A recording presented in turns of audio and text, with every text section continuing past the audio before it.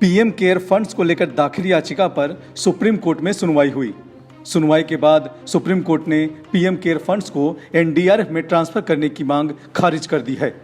Supreme court ने PM cares के खिलाफ याचिका खारिज करते हुए कहा कि नवंबर 2019 में बनाई गई एनडीआरएफ कोरोना संकट से निपटने के लिए पर्याप्त है। किसी नए एक्शन प्लान और न्यूनतम मानकों को अलग करने की आवश्यकता नहीं है। पीएम केयर फंड्स पर सुप्रीम कोर्ट के फैसले का बीजेपी ने स्वागत किया है और राहुल गांधी पर जोरदार हमला किया है। बीजेपी अध्यक्ष जेपी नड्डा ने इसे लेकर एक के बाद एक कई ट्वीट किए। उन्होंने कहा कि पीएम केयर्स पर सुप्रीम कोर्ट के फैसले ने राहुल गांधी और उनके एक्टिविस्टों के नापाक मंसूबों पर पानी फेर दिया है। ये दर्शाता है कि कांग्रेस पार्टी और उनके सहयोगियों के बुरे इरादे और दुर्भाग्यपूर्ण प्रयासों के बावजूद सच्चाई दिखती है। वहीं केंद्रीय कानून मंत्री रविशंकर प्रसाद ने कहा कि पीएम केयर फंड से अब तक कोरोना की लड़ाई में 3100 करोड़ रुपए की मदद की गई है। फेसबुक विवाद पर कांग्रेस के पूर्व अध्यक्ष राहुल गांधी ने मोदी सरकार पर निशाना साधा है। राहुल गांधी ने कहा है कि हम कभी भी फेक न्यूज, हेट स्पीच और पक्षपात के जरिए मेहनत से पाए गए लोकतंत्र को नुकसान पहुंचाने नहीं देंगे। वॉल स्ट्रीट जर्नल के खुलासे पर हर भारतीय को सवाल पूछना चाहिए।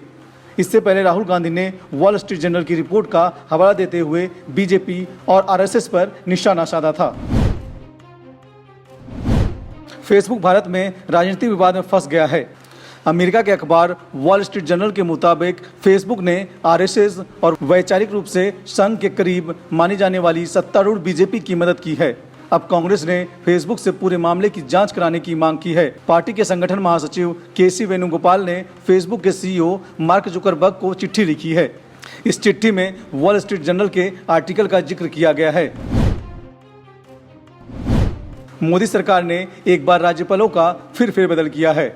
मेघालय और गोवा को नए राज्यपाल मिले हैं। मोदी कैबिनेट के इस फैसले पर अब राष्ट्रपति रामनाथ कोविंद ने मुहर लगा दी है। राष्ट्रपति रामनाथ कोविंद ने सत्यपाल मलिक को मेघालय का राज्यपाल बनाए जाने का आदेश जारी किया है। सत्यपाल मलिक के साथ ही महाराष्ट्र के राज्यपाल भगत सिंह कोश्यारी को गोवा का अतिरिक्त प्रभार दिया गया है। चुनाव आयुक्त अशोक लवासा ने अपने पद से इस्तीफा दे दिया है। अब अशोक लवासा एशियाई विकास बैंक में उपाध्यक्ष पद को संभालेंगे। वो एडीबी में दिवाकर गुप्ता का स्थान लेंगे। दिवाकर गुप्ता का कार्यकाल 31 अगस्त को समाप्त होने वाला है। निर्वाचन आयोग के इतिहास में अशोक लवासा दूसरे ऐसे आयुक्त होंगे जिन्हें कार्यकाल पूरा करने से पहले ही इस्तीफा देकर जाना पड़ा है। अशोक लवासा से पहले 1973 में मुख्य निर्वाचन आयुक्त नागेंद्र सिंह ने इस्तीफा दिया था। देश में कोरोना की ताजा स्थिति को लेकर स्वास्थ्य मंत्रालय ने मंगलवार को जानकारी दी। इस दौरान कोरोना की वैक्सीन को लेकर भी बयान दिया गया। बताया गया कि देश में कोरोना की 3 वैक्सीन पर काम चल रहा है, जिसमें से एक वैक्सीन आज या कल में ट्रायल के तीसरे स्टेज पर पहुंचेगी। हालांकि वैक्सीन कब तक बनकर तैयार होगी, इस पर जानकारी नहीं दी गई है। स्वास्थ्य मंत्रालय ने यह बताया कि ऑक्सफोर्ड की वैक्सीन इस हफ्ते ट्रायल के तीसरे स्टेज में पहुंचेगी। फ्रीलांस पत्रकार प्रशांत कनौजिया फिर उत्तर प्रदेश पुलिस की हिरासत में हैं। उत्तर प्रदेश पुलिस ने दिल्ली से गिरफ्तार किया है। प्रशांत कनौजिया पर आरोप है कि उन्होंने राम मंदिर को लेकर विवादित टिप्पणी की है, जिससे सांप्रदायिक सद्भाव बिगड़ सकता है। प्रशांत कनौजिया को पहले भी उत्तर प्रदेश पुलिस गिरफ्तार कर चुकी है। हालांकि बाद में उन्हें जमानत मिल गई थी। अन्य राज्यों के लोगों को सरकारी नौकरी से रोकने के लिए मध्य प्रदेश सरकार ने मंगलवार को एक बड़ा फैसला लिया है। मुख्यमंत्री शिवराज सिंह चौहान ने ऐलान किया है कि केवल मध्य प्रदेश के युवाओं को सरकारी नौकरियां मिले, इसके लिए कानूनी कदम उठाएंगे।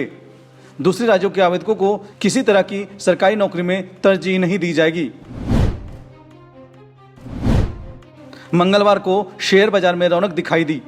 मंगलवार को सेंसेक्स में 478 अंक का उछाल आया। सेंसेक्स 478 अंक की बढ़त के साथ 38,528 अंक पर पहुंच गया। इसी तरह निफ्टी 138 अंक की बढ़त के साथ 11,385 अंक पर बंद हुआ। सेंसेक्स की कंपनियों में अल्ट्राटेक सीमेंट का शेयर सबसे अधिक 3% से अधिक चढ़ा।